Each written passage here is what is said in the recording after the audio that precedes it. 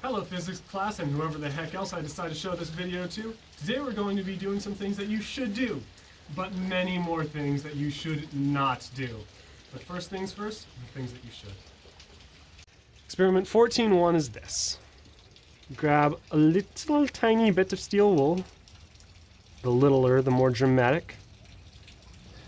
Fold it over here. Ensure good contact. Get in there, little buddy. Grab a little baby 1.5 volt cell. And, oh wait, no, safety third. So that when it explodes, it doesn't explode you too. And you put it right here. Dun dun dun dun! Nothing! Yay, I'm so excited. I could keep holding this here, but I'm bored. 9 volts. Now this battery is a bit dead, but it should still give us some fireworks. Fire, yes! And here ends the part of the video that you should do. So, why did that happen? Well, the internal resistance of steel wool is about 0.4 ohms. Do the math at 1.5 volts, and that comes out to 3.75 amps. That sounds like not a lot. It's not. At least not at 1.5 volts. However, at 9 volts, that ups it to 22 amps, and that is a lot. That a lot of electricity travels through the steel wool and causes the electrons to, well, do a lot of things, including collide. That collision produces friction, which produces heat, which makes it burn. Yes, that was metal burning. Remember that part where I said you shouldn't do anything else in this video? That's this part. Now, this is a car battery. It can deliver 12 volts at 950 amps. Now, those aren't lithium polymer numbers, but they're high. These are jumper cables. This is a blast chamber in case it explodes. I've never personally gotten lead acid on my hands, but I have gotten sodium hydroxide. It's not fun. Lead acid is rumored to be worse. Have a blast chamber. At 0.4 ohms resistance, this is 30 amps.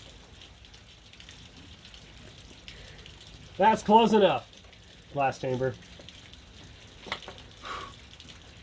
This probably won't explode. With that, of course, you are wondering what else we can explode. The answer? A bunch of stuff. We'll start with pencil lead, then a Vol-1 pencil, then a really thick piece of spring wire I happen to have lying around from an earlier experiment. We're going to try them at 12 volts, 36 volts, and 120 volts, the last being AC. Let's get started. At 5 ohms, this should pump about 2.4 amps through it. And it's kind of wet outside, so we're just going to see if it explodes or not. Going to forego the blast chamber because, as previously stated, you shouldn't do this.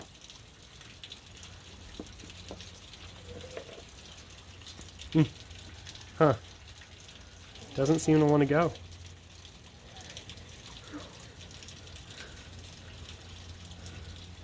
Well, you live, you learn. So at 35 ohms, the internal resistance of this pencil is much higher than that lead. So I don't have high hopes, but we'll see anyway. So alligator clips to make it easier. And high voltages always get me jumpy. Pencil is getting a little warm, but it's not super noticeable. Okay, it's warming up a little, but nothing crazy. At 0.4 ohms, this wire has the same internal resistance as that steel wool, but it's thicker, so it should get way hotter before disintegrating. I'm excited. What about you? That sounds smart.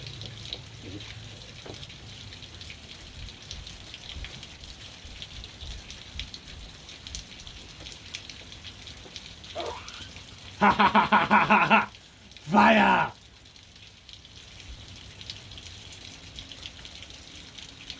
That was cool.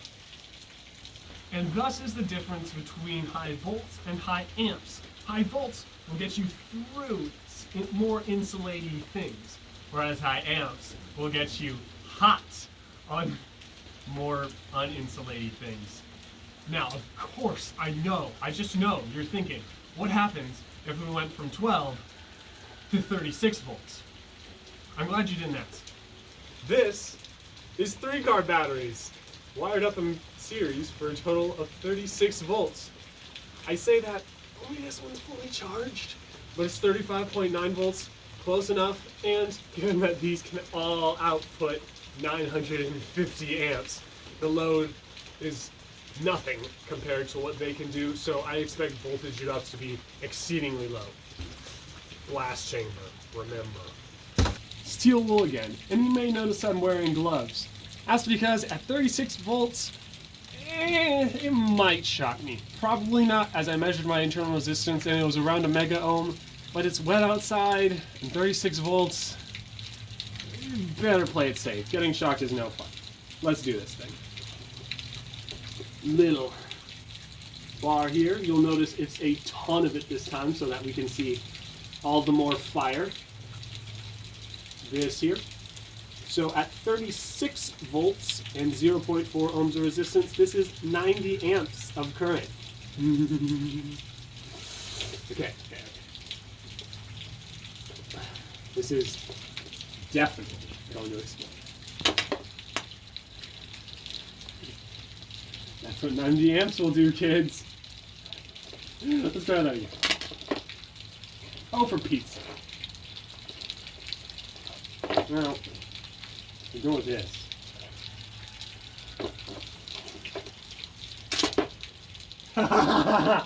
Not even close. Ooh.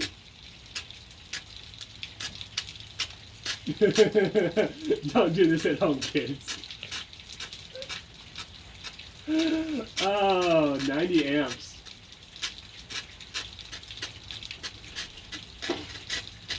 Oh, this is stupid. Alright, cut. Pencil lead, once again. 5 ohms. That would be 13 amps running through it. Let's go.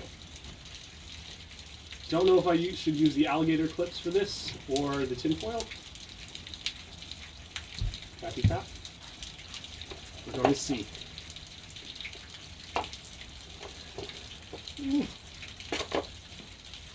Okay. So 36 volts is definitely enough to blow up pencil lead. Let's have some more fun. Ah. I just got flash blinded. Okay. Ah. Okay.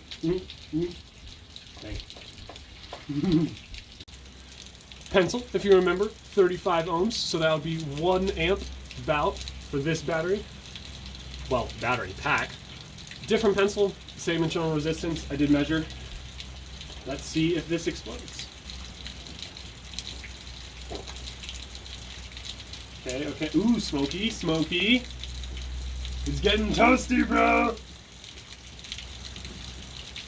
This is one spicy pencil, but they usually explode at some point. Or set themselves on fire, I guess. Ooh, it's red hot. Oh my goodness, that stings.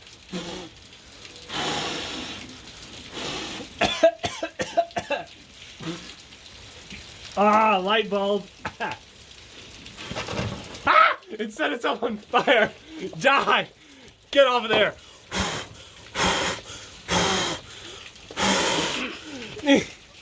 Okay. After that smashing success, I'm sure you're waiting to see what will happen with the wire. 0.4 ohms internal resistance. That equals 90 amps. Should probably do something to fireproof this thing, though. I don't know. Here's a frisbee. No one cares about it. Okay, let's burn this instead. Okay.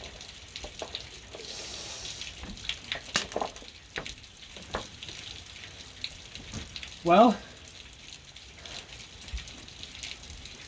that's what 90 amps will do. Oh dear.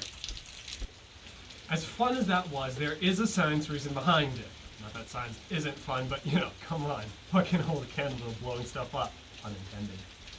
If you notice, the voltage is higher now, so it can get through that pencil lead and pencil. Once the voltage is high enough to allow a decent amount of amperage to go through, the amperage takes over and provides the grrr that's needed to, explode things. But what happens when you up it even further to 120 volts? Well, unfortunately, we can't, given the, silly things like breakers on the steel wool and the wire.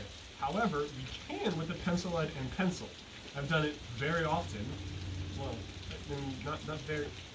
Some, and it is fun. Let's do it. Here we have the pencil lead across 120 volts AC. Yes, I used gloves while setting it up. My lovely assistant is going to plug it in 3, 2, 1. Baby, it's up. Oh, yeah. Now there's the pencil across 120 volts. Once again, gloves. 120 volts will flash blind you something fierce. It'll last about 2 hours, and if you touch it, you will have instant nerve convulsions. Yes, I've done both. All right, Mrs. Assistant. 3, 2, 1.